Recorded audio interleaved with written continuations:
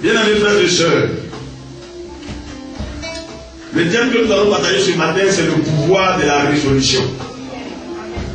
Le pouvoir de la résolution. La résolution est une décision autodéterminée et ferme, prise après une réflexion sérieuse. Alléluia, c'est ça la résolution. Une décision ferme, une décision inébranlable. Qu'on prend, que l'on prend. Après que tu aies réfléchi, médité, analysé,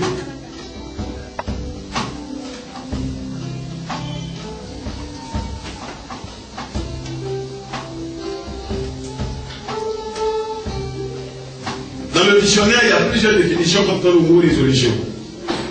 Dans le domaine du droit, dans le domaine de la médecine, dans le domaine même de la physique, et dans plusieurs autres domaines de la vie. Parce que c'est un mot qui est important. Mais ce qui nous concerne ce matin, c'est le choix que tu fais, c'est la décision que tu prends et que tu dois prendre. Vous savez, la marche avec le Seigneur, c'est une marche de principe, de loi. On a déjà étudié dans les 6 lois qui gouvernent le monde. Et que quand tu comprends ces lois, tu comprends comment ces lois fonctionnent, le système se manifeste pour toi, le système agit pour toi, en ta faveur. Et parmi les 6 lois, on a vu qu'il y a une seule loi qui s'attend à introduire. La loi du péché est établie. Amen. Pour notre rayonnement. Tu es né pour rayonner. Tu es né pour régner. Vous savez, un homme sans résolution est un homme sans... S'il n'a pas de résolution, si tu ne peux pas prendre des décisions mûries, des décisions inébranlables, des décisions fermes dans ta vie, amen, ton avenir n'aura pas d'avenir. Ton avenir va venir seulement. Le A va partir, mais une fois que c'est venu, est-ce qu'il y en a encore demain? Tu seras qualifié pour la mort. Celui qui n'a plus d'avenir sur la terre, il est mort. Frères et sœurs, c'est pour cela que Dieu prend cela au sérieux. La question de résolution. Et tous ceux qui ont réussi dans la Bible, tous les hommes de Dieu, tous les frères, toutes les sœurs, toutes les femmes, les hommes qui ont marqué leur temps, qui ont marqué leur existence, c'était des hommes et des femmes résolus.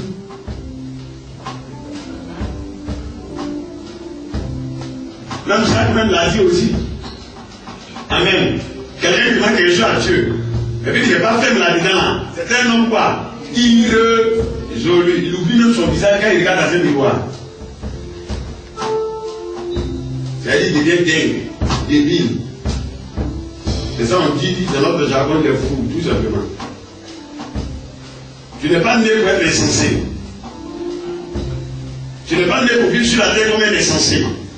C'est quoi l'heure arrivée où nous devons comprendre ces choses. Amen. Pour marquer notre temps, pour marquer notre génération. Pour vivre une vie merveilleuse sur la terre. Sans anicroche, sans difficulté, sans problème. Pour que nous soyons des porteurs de vie, de grâce et de bonheur. Cela est possible aujourd'hui. Cela est possible. Et les Daniel l'avaient compris. C'est pour cela que dans Daniel, chapitre 1, le verset 8 est écrit ceci. Je demande à quelqu'un de lire cela. Avant que nous partions en mission pour Lomé, j'ai prêché en 5 minutes, c'est ça? C'est ça, c'était le 31 juillet. J'ai prêché en 5 minutes. Aujourd'hui, laissez-moi le temps de vous parler. De parler à votre cœur, de parler à votre âme. commencé à être déjà certain pour ceux qui suivent les études publiques. Parce qu'on a commencé à partager un thème capital, la repentance. C'est la première marche dans le royaume des cieux, dans le royaume de Dieu, dans le règne de Dieu. Amen. Et on a dit qu'à partir du mercredi prochain, on a commencé à partager que, vous comprenez, le salut chrétien, c'est le salut de la volonté. Là où il y a résolution, il y a volonté. Donc ça peut déjà vous aider à mieux comprendre. Amen. C'est que nous partagerons le mercredi prochain à partir de 18h30, 19h. C'est la repentance. Oui, le Baba Shalayalata. Oh, c'est le ce matin. Oui. Daniel 1:8. Daniel résolut de ne pas se souiller. Daniel résolut de ne pas se souiller. Par les mains du roi. Par les mains du roi. Et par le vin. Et par le vin dont le roi buvait. Le roi buvait. Il pria le chef des eunuques. Il pria. Il supplia le chef des eunuques. De ne pas l'obliger. De ne pas l'obliger à se souiller. Amen. Bien aimés frères et sœurs. Il s'agit de Daniel, c'est l'histoire de Daniel. Mais Daniel, c'était et à un moment donné, parce que le peuple d'Israël a désobéi à Dieu, Dieu a permis que le royaume, le roi de Babylone, le roi Nabucodonosor ou Nebuchadnezzar dans certaines versions, est venu pour les déporter à Babylone. Frères et sœurs, et là-bas, la Bible déclare que le roi a choisi parmi les jeunes gens qui étaient des races illustres, des races nobles, qui étaient des familles nobles, pour les instruire, pour les enseigner les sciences, vous comprenez, des Chaldéens.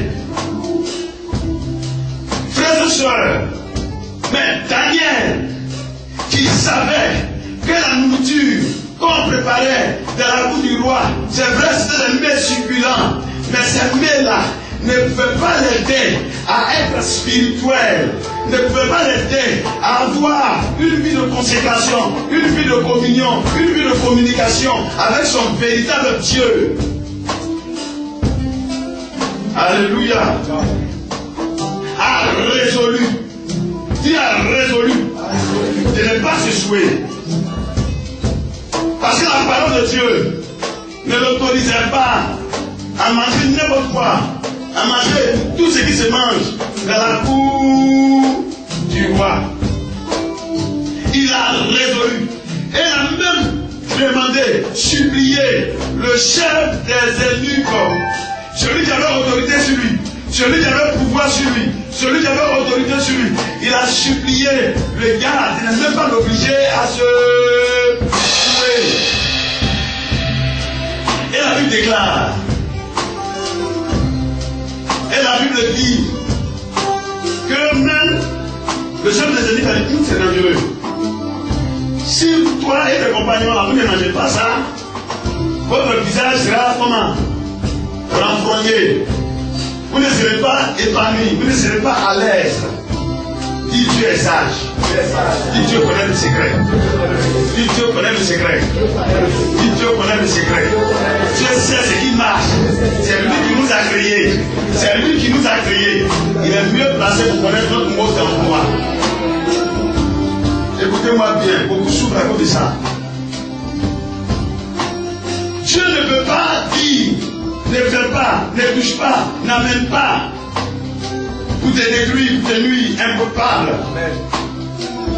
Impossible, les Français disent. Impeccable.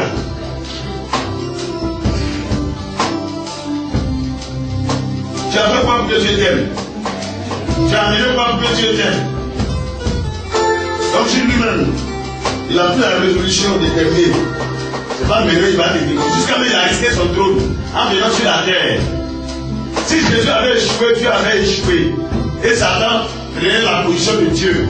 C'est que Satan a gardé jusqu'à qu'il a échoué là. Il allait prendre ça. Donc c'est un scénario que Dieu est venu faire sur la terre quand Jésus mourait. Beaucoup ne le savent pas. Parce que c'est une comédie musicale. Parce que Jésus a chanté, il a crié.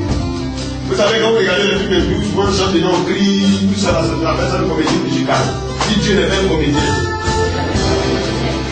Si mon Dieu n'est pas un comédien, il a le sens de l'humour, mais n'est pas un comédien, c'est pas un plaisantin. Parce que souvent quand Dieu pose beaucoup avec toi, il peut beaucoup rire.